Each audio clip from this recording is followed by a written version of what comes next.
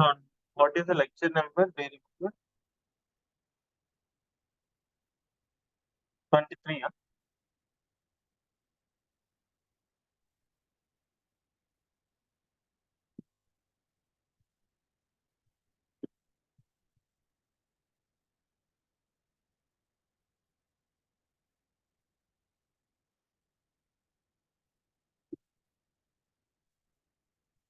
So, so what topics we discussed in the last lecture?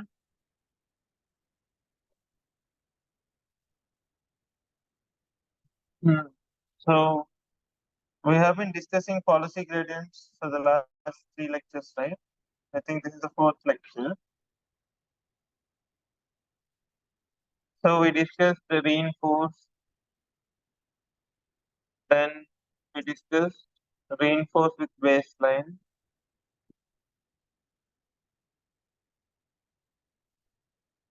If you remember from the in the last lecture, we understood that these two methods fall under Monte Carlo policy gradient methods, right? Why? We first sample one whole episode, and then what do we take as the gradient in reinforce? What will be your gradient here in reinforce? GT into del theta log phi theta AT given ST, right? This is our gradient in the this thing. And what do we do in the baseline method? Reinforce with baseline. We subtract instead of taking GT, what do we do? We write GT minus what is B? What B will use?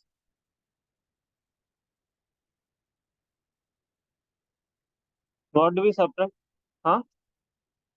Yeah, we have some value function estimate and we subtract GT minus V of ST, which is parameterized by some weights W, right? So GT minus this and the rest of the thing will be the same, right? This will be there.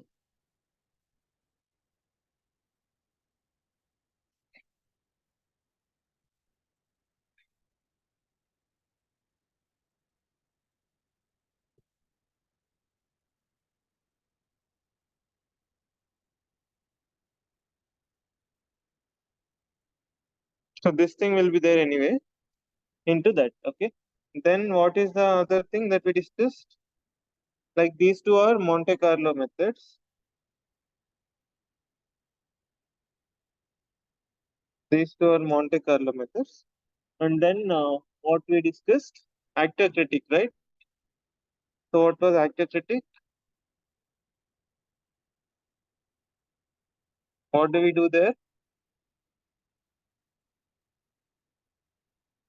So in Actor-Critic, instead of GT, we wanted to use Q pi of, like we wanted to use Q of STAT, and the rest of the part will be the same.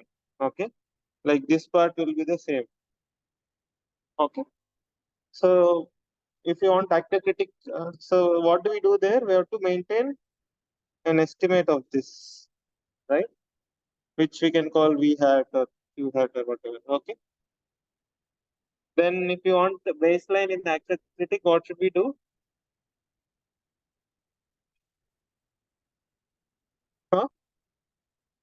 Yeah, you can subtract the value function as the baseline. So what will that be equal to?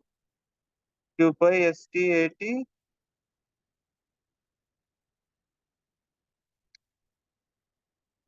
Q pi STAT. So one way is you like this is what we want to do, right? So do we maintain two generally? How do we do this? Do we maintain two separate estimates, one for value and one for Q? So how do we deal with this?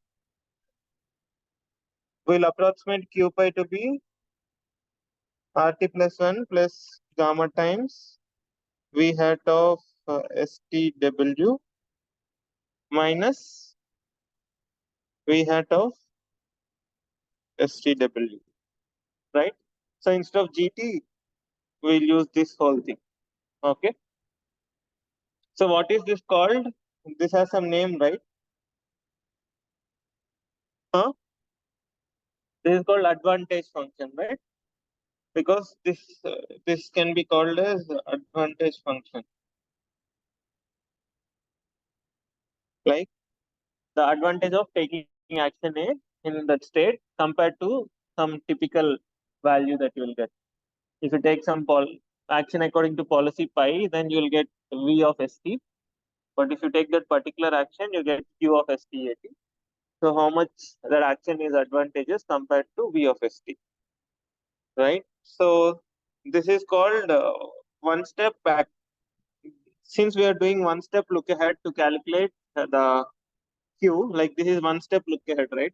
We are just looking at what happens in ST plus 1. So there is a mistake here, right? What is the mistake in this equation? Huh? Yeah,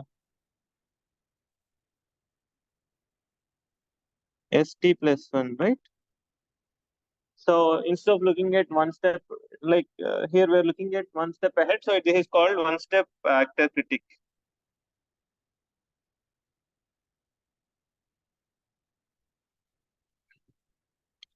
or one step TD actor-critic. Okay. This is called TD method because we are doing bootstrapping, right? We are computing the value of state at ST based on the value of state ST plus 1. That's why it's called bootstrapping. Okay. Then, so this is an online method or an offline method? Because after every step of interaction, you can update your policy parameters. Bootstrapping means estimating your current state value based on the next state value. So here we are estimating what is Q of STAT based on what is V of ST plus 1. So that's why this name TD means temporal difference, right? That is telling you based on your next state, next time value, you are estimating your current time value. Okay. So this is called temporal difference because this term, the first term in this expression is obtained by looking at what happens in the next time step versus what exactly should have happened. So you are having a difference between two terms. One term because belongs to the next time step, and one term belongs to the current time step. So that's roughly the intuition for TD. Okay. So after this, what did we discuss? Huh? Yeah. So one more thing, as you see here, instead of one step factor critic, what else can we do? We can do n step factor critic. What will be n step factor critic? So Q of ST plus STAT, instead of writing like this, how else we can write RT plus 1 plus gamma times RT plus 2 plus gamma square times V hat of ST plus 2 minus V hat of ST. We can write like this, right? This will be a two-step factor critic, right? So similarly, what else can we do if you want to we went from n step TD to TD lambda, right? Do you remember in the basic Q learning when we were discussing the tabular methods? So what do you remember what is TD lambda method? What do we do there? So there are a lot of approximations, like this is one approximation for QT. This is another approximation for QT. So you have a lot of approximations. You take a weighted average of all these approximations, right? So that will give you TD lambda. So similarly here there is something called uh, generalized advantage estimation, which is somewhat like the TD lambda method. Okay. So as I said, this is called advantage, right? This is called advantage. We are instead of looking at one step advantage or two step advantage, we will look at a weighted combination of different steps of advantages. Okay. So that is called generalized advantage estimation.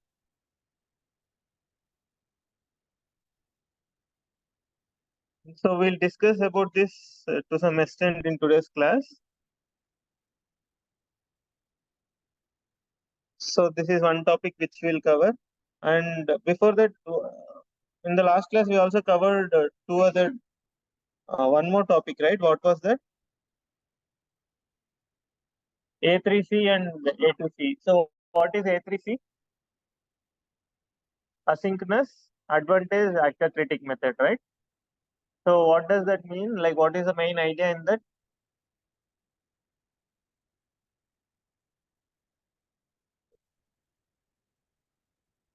Yeah. So here, instead of looking at one, instead of relying on only one uh, thread, you have multiple threads going on. Like you are a multi-process, uh, you're doing some multi-parallel processing where you have multiple threads. And let's say currently your estimate is theta. Like this is your current estimate. Theta is the current estimate of your policy parameter. What you'll do is you'll share this theta with three parallel programs, and you give this theta to all these three parallel programs. What they'll do is each of them will generate one. Each of them will train on its own and update the theta. Like this theta they took, right? They'll update the theta to some theta hat, let's say.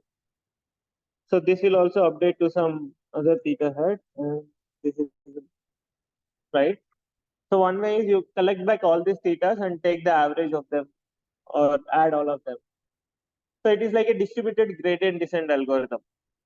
It's like a distributed gradient descent algorithm where you are parallelizing your computations. So you can just think of it as you are having multiple instances of your environment, and every worker or every parallel processor will do some update to your theta and gives you back what is the updated theta. And now you can do a combined update at the original process. Synchronous. So if you do synchronously, you have to wait till everyone gives these thetas. If you do it asynchronously, whenever that completes its theta or delta theta, it will give the delta theta. You just add that to this probe. Okay. A2C is synchronous, A3C is asynchronous.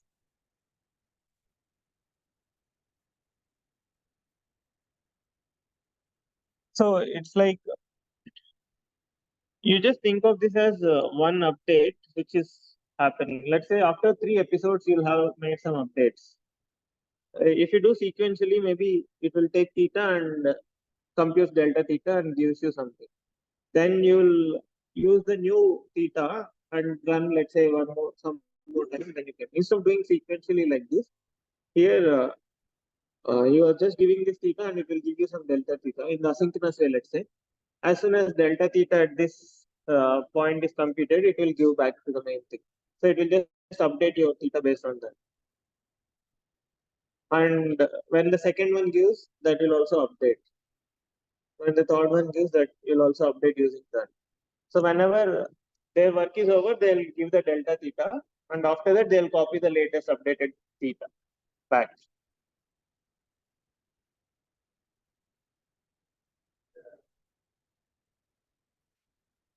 Yeah, so that's why here you can do the online updates. Like each worker here, each worker can do the online update, right? You copy the theta to one of the workers. That worker will follow, let's say, the actor-critic, where it is generating an episode, and then every step of the episode it is updating theta. Yeah. So finally, it will compute after some time. It will compute some delta theta, right? So it will just propagate that back without problem. In the synchronous version, you just make sure that you give theta to everyone, and once everyone finishes their work, they will give back. Then you do only one update for every for all three of them. You do the update together. Yeah, it need not be offline version. You need not complete one episode there also. whatever you do like you collect at the same time. And when they're doing for the next process, everyone will take the same theta back. In the asynchronous version, whenever one process work is over, it will give back its delta theta, and it will take the updated theta and work with that. But other workers might be working with the older version of the theta. Because as and when workers computation is over, they'll give back your delta theta, and the global process will update its theta, and it will copy the latest theta, and it will work with that.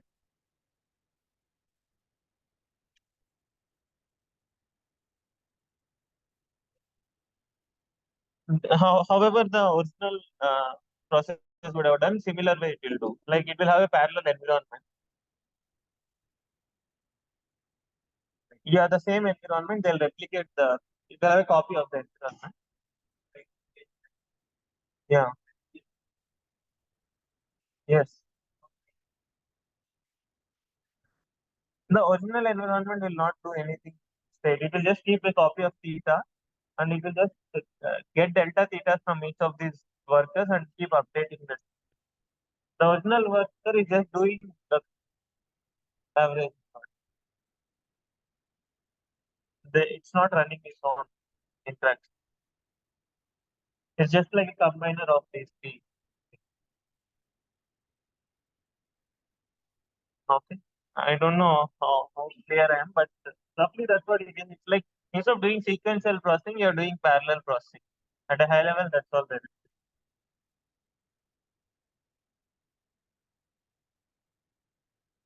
No, you just compute del delta theta from each of these, and maybe you can add all these three delta thetas. So in asynchronous, as soon as some delta theta comes, you update using that delta theta. Yeah.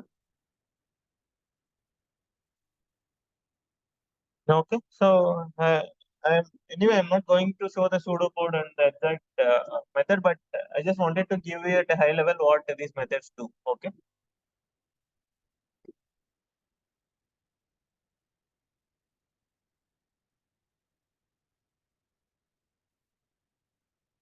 Yeah. Yeah. The second worker might be using old theta, and the first worker might be using an updated theta. Yeah. Yeah. So there'll be some issues because of this, but it is known to be working well because each worker might have a different current theta with it.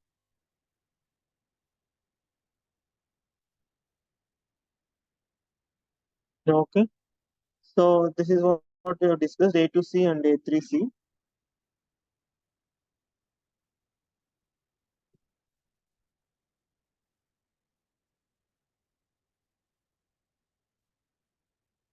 A2C is synchronous actor-critic, advantage actor-critic. So the main idea is parallel processing here.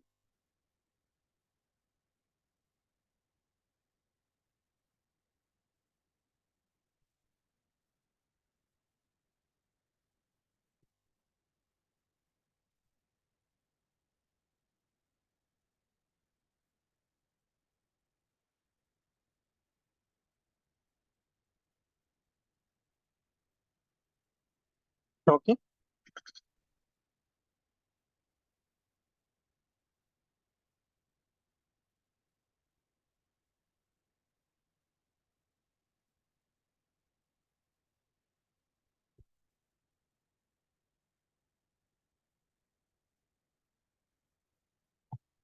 So in today's class, what we'll see is mainly these two things, which is generalized advantage estimation, which is like a TD lambda version of your advantage.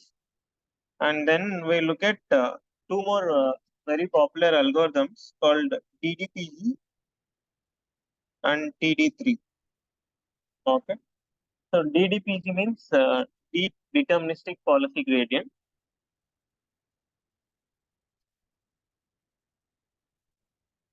So even these algorithms will not go into the specific details, like just like how I explained the A to C and A3C at a high level, I'll give you a brief intro to these algorithms.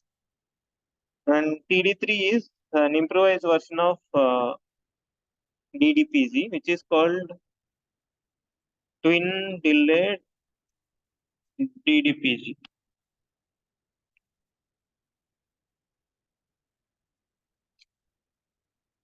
Okay. So they ignored this PG while writing the abbreviation. So they wrote it as TD3. So these two algorithms will decide. At a high level, these two algorithms are like generalization of DQN to continuous action spaces. So you have seen what DQN is, right? We have seen the DQN where we are directly learning Q star based on value methods. So there in the DQN we had to what did we substitute for Q star as a substitute? RT plus 1 plus gamma times maths over A Q of S comma A, right? But if you have a continuous action space, then computing that maths might not be easy. So what they have to do to make it work in the continuous setting is what we'll see in TDP and TDP. Okay. So we'll just look at these three methods in today's lecture. Okay.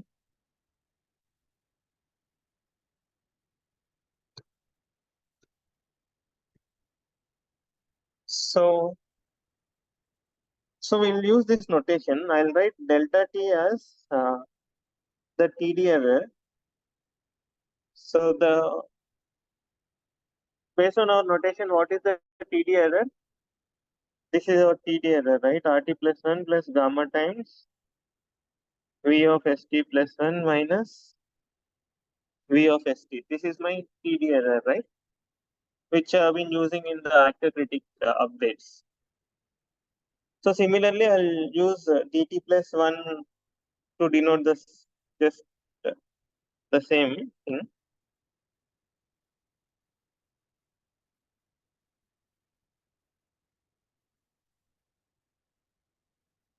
So this is like the notation which we use, like delta t means this and delta t plus 1 is just the same thing at time step t plus 1. Now let's say you want what is the advantage? Advantage depends on the advantage at time t is what? It is equal to delta t, right? That's what we are approximating it as, right?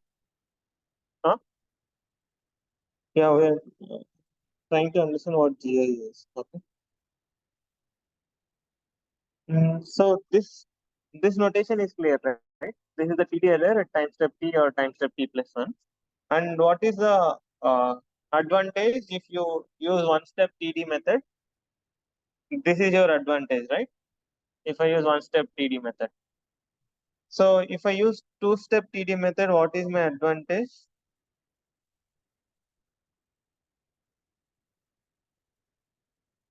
If I use two-step TD method, what is the advantage? RT plus, we have written this earlier, right? RT plus 2 plus gamma square V of ST plus 2 minus V of ST, right? This is my two-step advantage, right? So I'm trying to, what I want is a weighted average of different advantages, right? So I'm trying to simplify these expressions using delta notation. Can you write 80? Can you write 82? It's not 80 square, it's 82. 82 means n step TD. Okay. So 2 means I'm using a two-step TD for the Q value. Okay. So can I write this in terms of delta T and delta T plus 1? Hmm? What can I write this as? Delta T plus gamma times delta T plus 1, right? You can verify that if you do this, you'll get what you'll get the Table expression. So now the aim is I'll write these ATs in terms of this deltas, and when I want the weighted average of all these ATs, I'll get everything in terms of deltas. That's the main aim. Okay. So what is it we want? We want AT lambda of ST80. This is what we want. So how do you remember what was the weighting we used in the TD approximation, in the TD lambda? Like we have a lot of such things, right? We had to do a weighted combination of all these things. So do you remember what weights we used? So for the first one, it's 1 minus lambda into 81 plus 1 minus lambda into lambda times 82 plus so on, right? This is what we denote as AT lambda. Okay. Now I just want to find out what this value will be in terms of deltas. Okay. So what will this be equal to? You can do some simplification and you can get this expression. Like this is delta t, which is the first one. 1 minus lambda into delta t is the first term is covered, right? Then the second term, what is there? Lambda into delta t 1, delta t plus gamma times delta t plus 1, right? Then we'll have lambda square into something plus so on. Correct? Then what can I do? Can I get all the deltas into one thing? What will I get if I club all the delta t's into one term? What will I get? 1 plus lambda square plus so on. Similarly, for delta t plus 1, what will I get? Gamma times delta t plus 1 into lambda plus lambda square plus so on. Is it fine? I'm just trying to write everything in terms of delta so that that AT lambda will have a nice form. Okay. So what will this be equal to? Assuming like let's say you're doing the infinite summation, let's say, what will we get? Delta t into what value will have here if you do the infinite summation? 1 by 1 minus lambda plus gamma times what will I get? Delta t plus 1 into lambda by 1 minus lambda. Similarly, I'll get gamma square times lambda square by 1 minus lambda into delta t plus 2 plus so on. So this 1 minus lambda gets cancelled out. What will be left? It will be nothing but sigma over I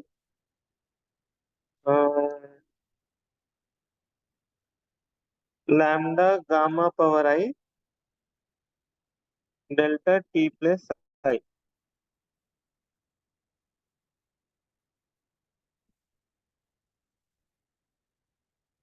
Is this correct?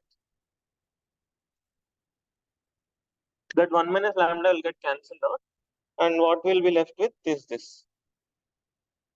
Right? So this is a nice formula that we get for AT lambda, which is a weighted version of different steps of actor-critic method. So instead of using this as your advantage in the actor-critic method, we can also use this, but this will become offline method. But this will give you a better convergence or properties, etc. Okay. So this is called the generalized advantage estimation. So most of the like applications or the codes will try to use this advantage estimation. So wherever you had advantage, instead of using just RT plus 1 plus gamma V minus, instead of using 81, instead of using this thing, we'll use this thing which is called the generalized advantage estimation. Okay, it is known to perform better than using the one-step TD method. Okay, I don't know whether there is a like this is like a forward view. I don't know whether there is an equivalent version of backward view for this. If you remember, we have discussed the backward view of TD lambda, right, which was having an online version. Like the forward view was having an offline version. I do not know whether there is a backward view for this, but this will give you a nice simple formula for calculating the advantage. So you look at the whole episode, and based on that you calculate every delta, and based on that you get this. Okay, so this is the concept of generalized advantage estimation. Then we'll go into the next topic.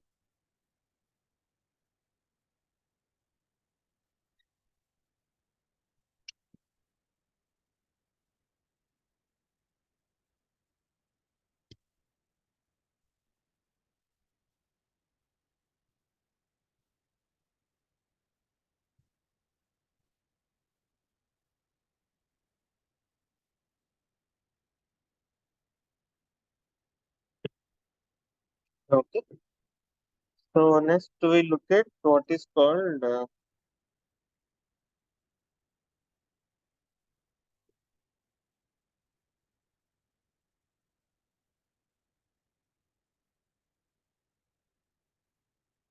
so you can think of DDPG as just as I mentioned earlier, you can think of DDPG as a generalization of DQN to continuous action spaces. Okay, so what was our DQN algorithm? Do you remember? Like, what was the main objective we had?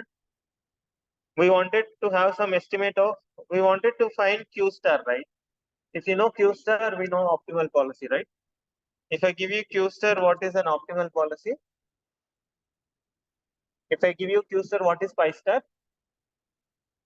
You just take R max over A, you get your pi star, right? So we wanted to estimate what is Q star. For that, what did we do?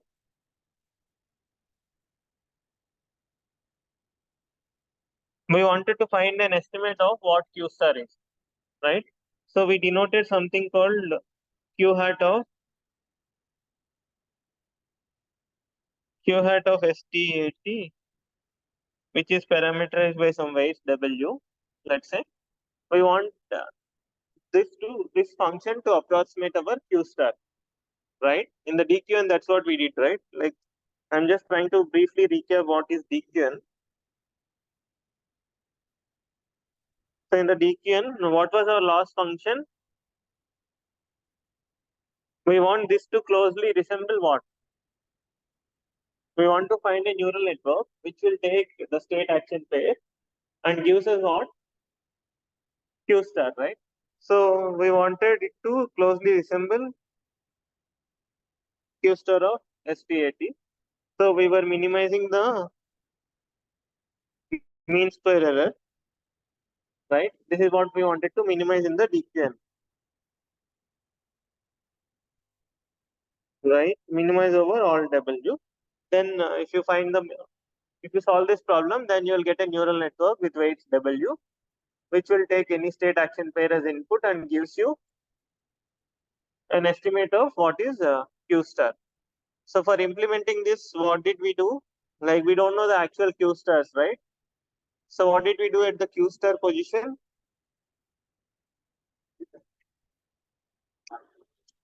What did we substitute here?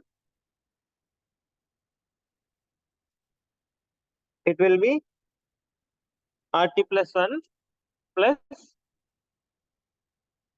gamma times Q hat of maths over A, Q hat of ST plus 1 comma A, right? This is what we did, right?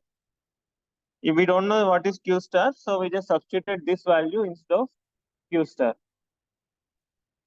Now, so how did we, uh, like, how do we compute this yellow term, like the bottom one? How do we compute this?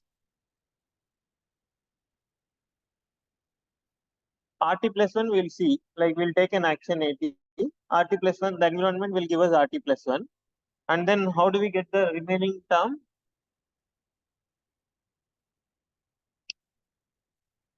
So we have looked at two ways of doing this, right? One way is you take your neural network, you input your state features to the neural network.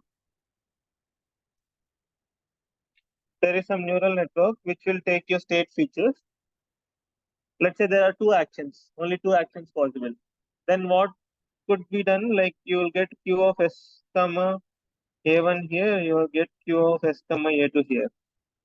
Like this is one architecture we discussed, right?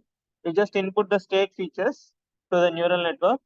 The neural network will output you the Q value for every possible action. If there are two actions, then the DQN neural network will give you two outputs, which correspond to the Q value for the left. Let's say you're looking at the cart pole, which has only two actions, right? The left and the right.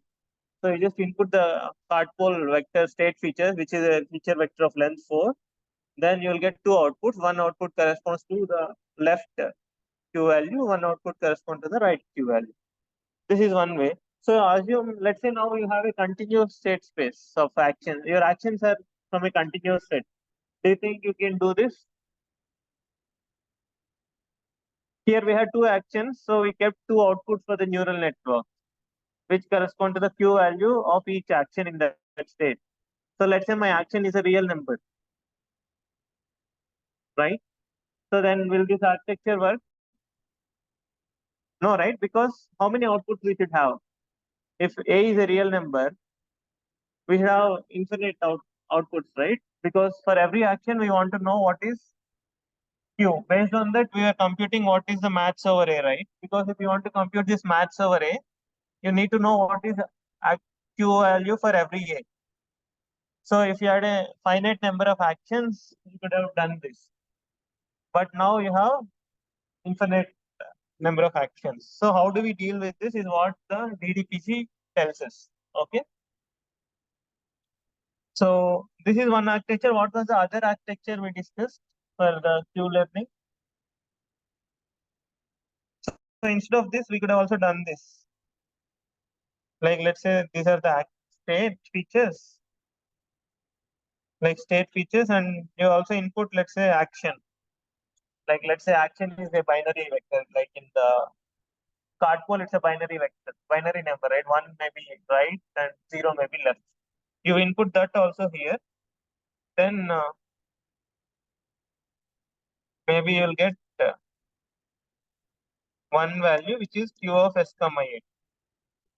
So once you will input A equal to 1, then you will get the action value for the left action. Then you again do one more forward pass. You again input A equal to 0. Then you will get Q of S comma 0. Then you do, if there are two actions, you have to do two forward passes. Then you will get both the Q values. And then you take the maths over them. This was one action. Even this won't work for us, right? This is even more, right? Because there are a lot of actions for us.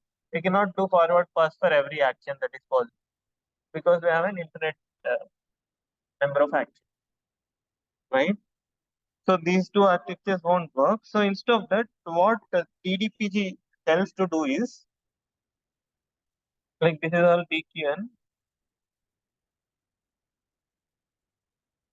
So you understood the problem, right? Because if you try to do DQN with continuous set of actions, it's not straightforward because we can't compute this maths.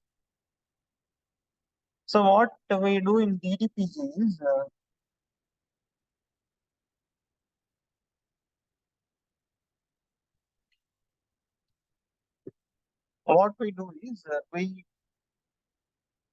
we want to learn a mapping from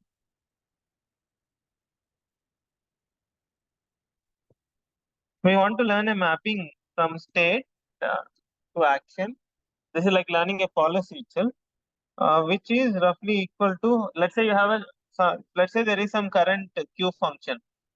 You have some Q function and you want to find this thing.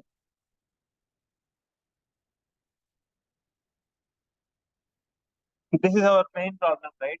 So let's say someone gives you a Q function. We want to find what is the maximum argument according to that. So what we'll do is we'll find, if I call this as A star of S, I'm trying to find a function which is equal to A star of S. I'm trying to find a function which will directly give me A star of S. Okay. So that is like my Q of, so I want a mu which will satisfy this property. The maximum Q value, this is what I have to substitute in my update rule, right? Here I have to substitute this value. So I'm trying to find a mu which will give me this,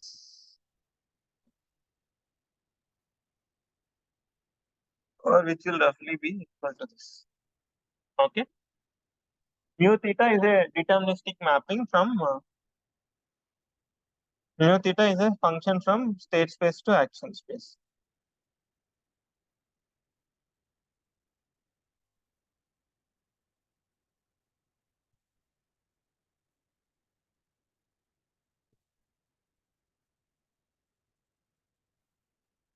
Is this is this goal clear?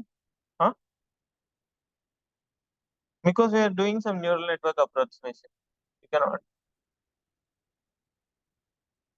Yeah, it takes in S and gives you an A, which is directly this argmax over A.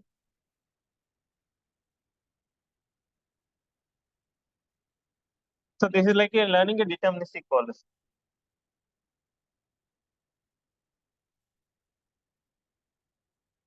If you can find, given a Q, given a Q, we are trying to find a mu, which is a policy, which will satisfy this thing. Like we want it to be equal to, if we can't find it exactly, we'll approximate it. That's all. Okay. Because this is the problem we had, right?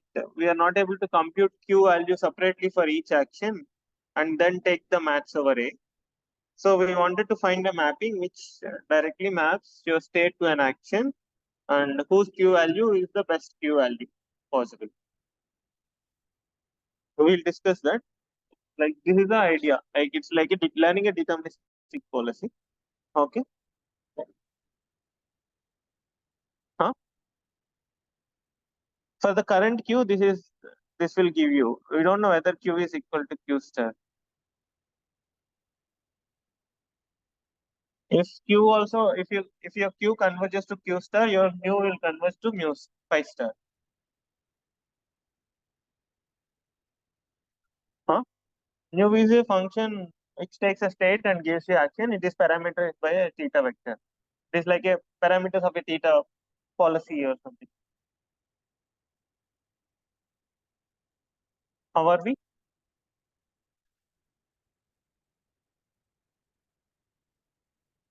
No, here also this is like you can think of mu as a neural network which will take S, and let's say your action is a real number. It will just give one real number as output.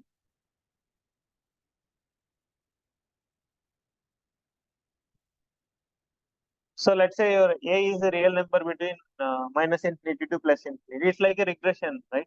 You take in some state features, you give you one real number as the output, where A is the A, which is the argmax over Q of S combined. Is this problem setup clear? Because it was tough to find max over A, we are directly trying to learn mapping from the S to the best action according to our current Q. Okay, let's say we start with some arbitrary value, like we start with some arbitrary parameters theta. Okay, let's assume we have this mu theta with us. Then, then what will, then how can we update our Q based on that? Because all that we were stuck is with this maths array, right? Now, if I give you a mu, can I do this Q learning? Because here, what can I substitute instead of this RT plus 1 plus gamma times maths array? This term is there, right? So let's say, like I had this term. What is the problem with this term for me right now? I don't know how to compute this maths over a Q of ST comma A. Let's say someone gives us this news. Let's say you have some current estimate of your news. Then what can I write this as? RT plus 1 plus gamma times Q hat of ST plus 1 comma mu theta of ST or ST plus 1. What? No, this was the action taken in, okay, ST plus 1.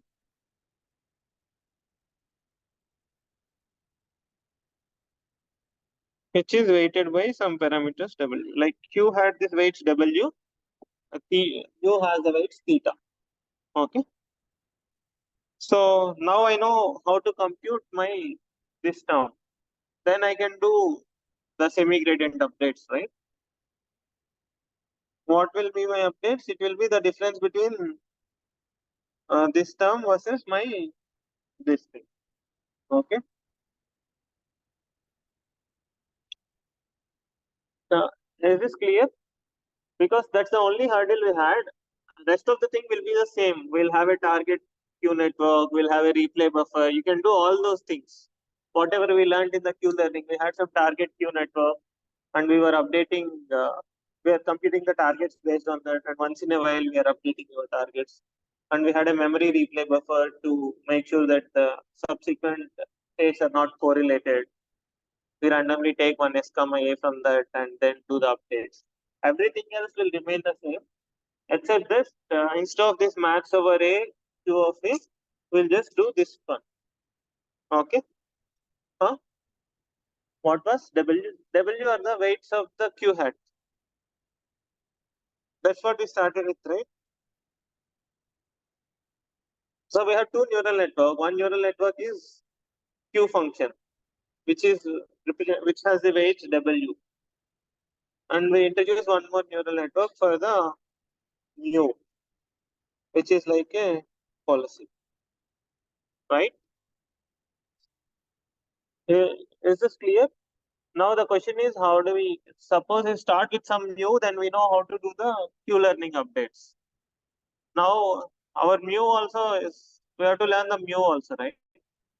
So this is the Q learning side we understood. Now we have to understand what happens.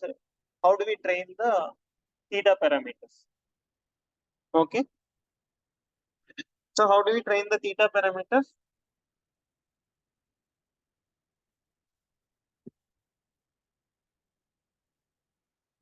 So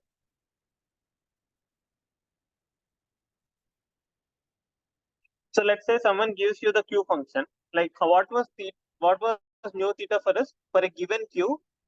It should give you the best action in best mapping from state to action, right? So let's say there is a Q function which is given to you. Like that is your current estimate of your neural network. W's, you have that Q function. Then what is that we want the mu to satisfy?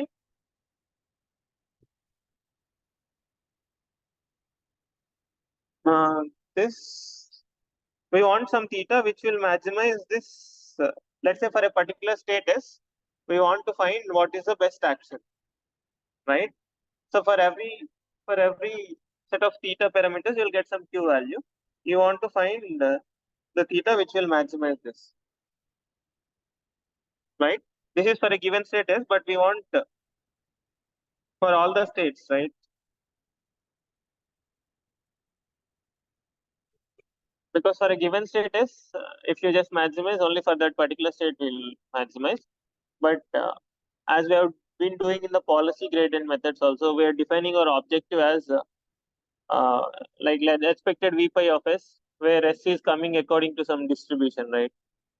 So similar to that, we are writing like this, where S is sampled according to some distribution. So we want to find a theta which will maximize the Q value. Okay. So we can do gradient descent for this kind of a stochastic gradient descent for this kind of a problem.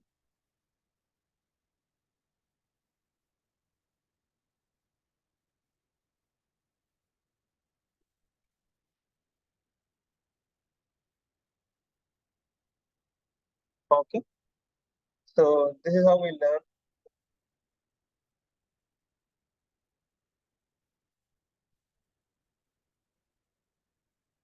Okay. So you alternatively keep doing this. You start with some arbitrary mu. You start with some arbitrary theta parameters. Based on that, you update your Q weights. You start with some arbitrary theta parameters, and based on that, you update your Q weights by minimizing this loss function. Okay. Then we'll get some new Q values, like new weights for the Q function. Then using the new weights for the Q function, you again update your theta parameters using this loss function. So you keep doing this iteratively. You improve your theta vector once, then you improve your W vector once. You keep alternating between these two steps. Based on your current mu, you will improve your W's, and based on the W's, you fit a new parameters for the theta. Okay. So this is also, as I said, this will be very similar to the Q learning AQN, except for this change. So here we are having, this is also an offline method. You can have memory replay buffer. You can have target queue network. All those things we can implement here also. So if you want a good material to read about this, is the OpenAI blog. There is a blog on OpenAI website which has DDPG and TD3. Both these things are described in detail.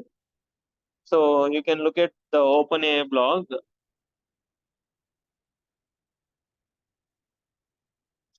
So this is a reference.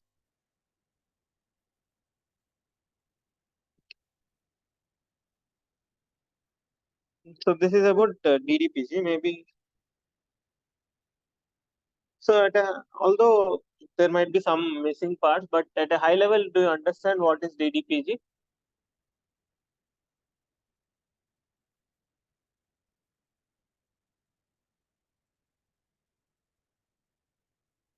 So as I said, the Q function will be something. The Q function will take like this. Like you have some features for the states. You have some features for the action. Like features, the action itself is a feature, right? Like say action is a number between minus infinity to plus infinity. That can be your feature for the action. Or if you have a 2D action, let's say, then you'll have two features for your action. A like X component of the action, Y component of the action. You'll have two action features, right? So this kind of architecture is not possible here. The first type of architecture is not possible, but the second type of architecture is possible. You input your S and your action state and action features, and then you'll get your output. So any doubts in this part? So and one thing to note is this DDPG is useful only for continuous action spaces. It's not useful for discrete action spaces.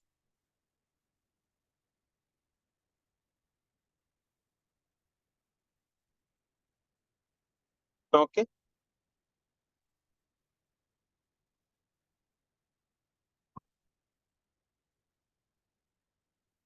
Yeah. So this is about the DDPG algorithm. So let me explain you what is TD3 algorithm. This also I'll briefly explain you.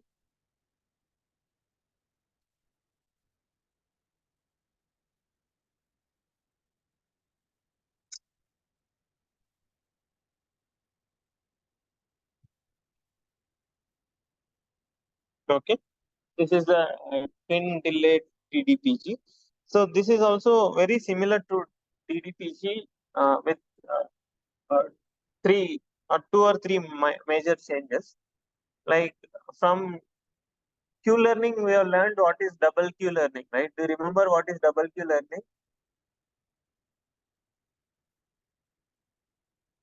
To solve the maximization or overestimation bias, if you remember, if you are using Q learning, we are getting some maximization or overestimation bias. So to solve that, we maintain two copies of the Q learning, like two copies of the Q. And what did we do? If you remember double Q learning,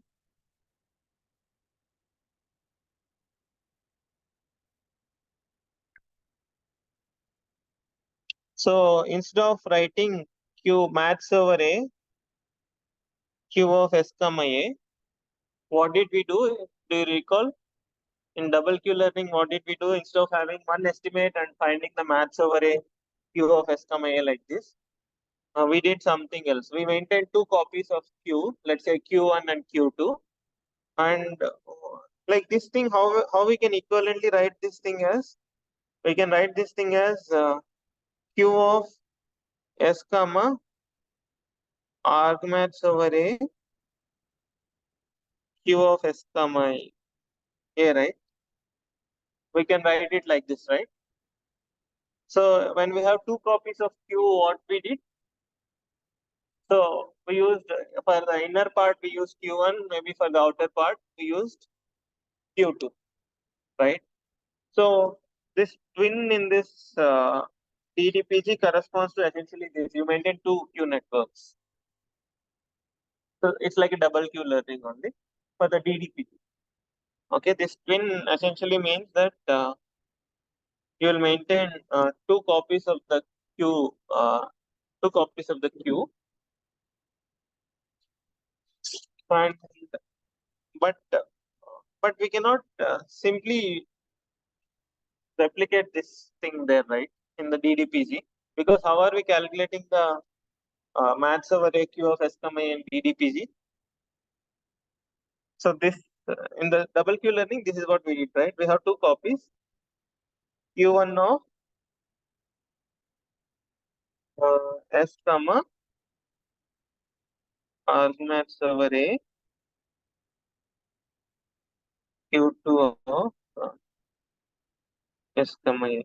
This is what we did in double Q learning, right?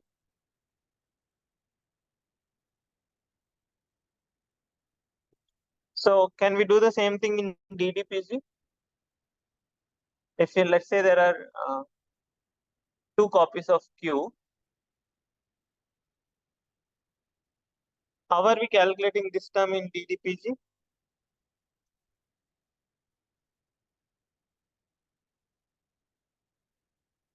We are writing what in DDPG?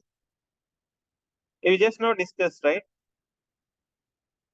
In DDPG for this part of maths over A Q of S comma A, to compute that, what are we doing? We are writing it as Q of S comma mu theta of S, right? This is what we told as an approximation or maths over A Q of S comma A. We are writing like this, right? This mu theta is already giving us the A star. That's what we are assuming, A star of S, and that's why we are writing this, right? This is equal to what? Maths over A Q of S comma A in our DDPG, right? So can we do the same thing? Where is the scope for doing the same thing here, right? Here we had Q of S comma A, maths over A Q of S comma A. We wrote it as Q of S comma arg maths over A Q of S comma A, and then we use one Q1. Is it raining or what? Okay. We use Q1 and Q2, right? Then How do we, can we replicate this here? How?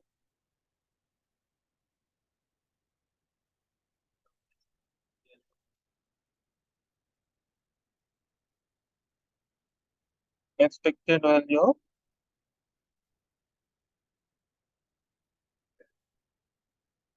no, we cannot write it in this form, right?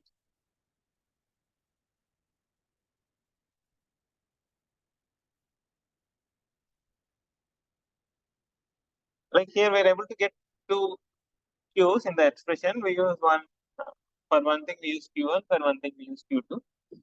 But this is not straightforward, or it's not clear as to how to do the same thing here. So all that we wanted to solve was, we wanted to solve the maximization bias, right?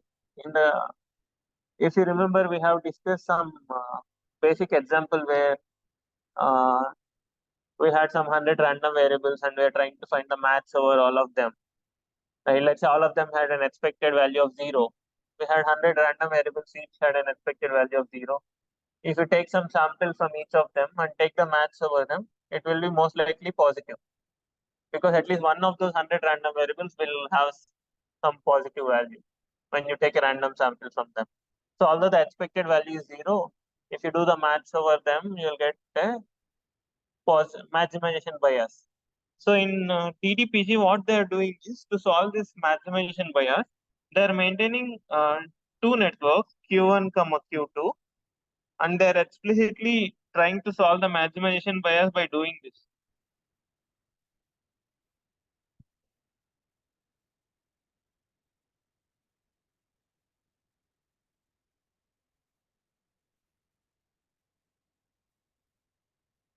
So this is what we'll use as our Q of, we wanted this thing, right? Max over A, Q of S comma A.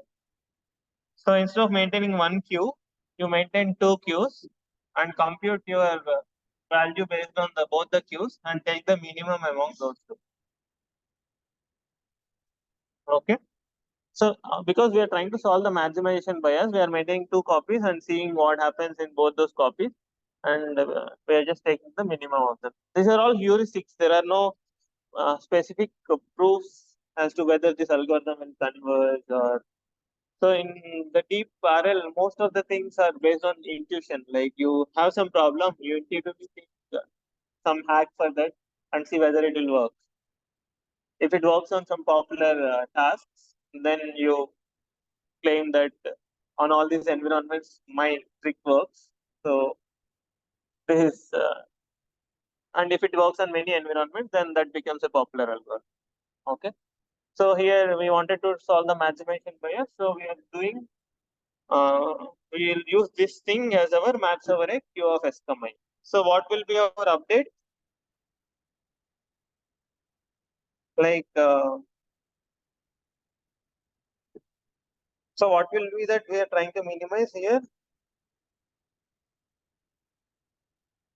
So we'll just use this, since wherever we had max over a Q of S comma A, we'll just use this part there.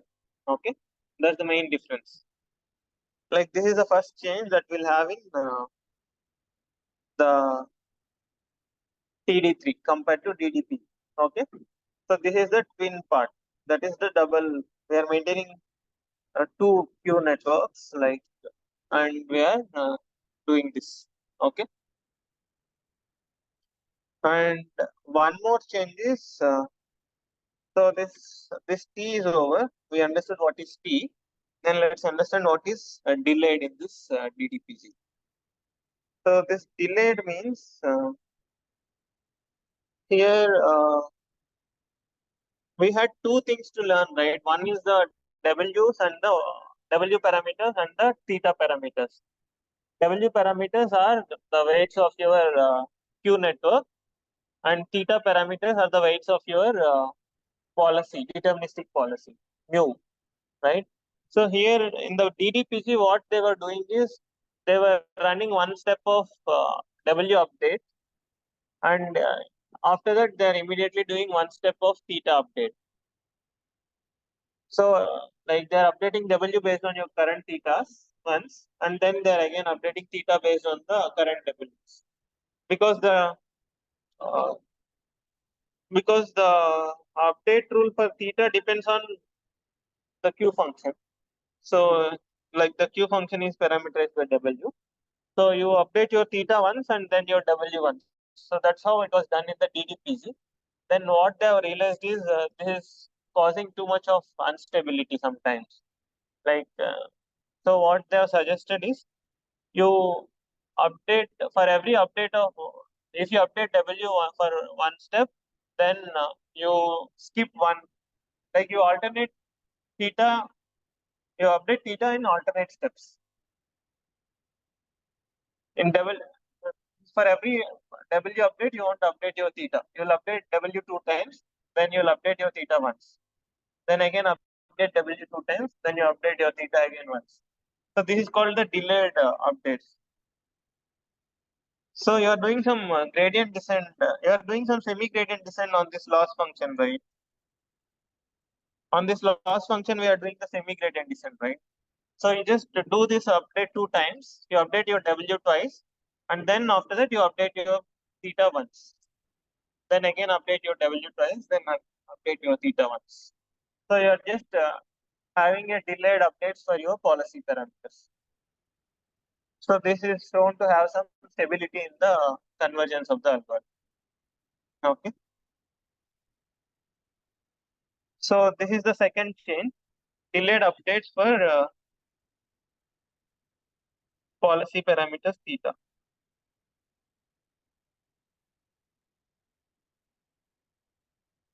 So